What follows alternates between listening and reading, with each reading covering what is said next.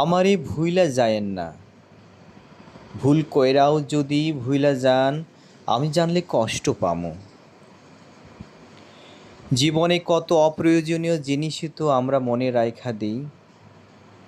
এই যেমন দূরের পথে হাঁটতে গিয়া কবে কোথাও কোন পথে হোঁচট খাইলাম, অদেখা তার কাটায় লাইগা শখের জামাটা ছিঁড়া গেল, ভিড়ের ভেতর লোকাল বাসে ওঠার সময় না দেখা কেউ একজন হাতটা ধইরা টেনে তুলল।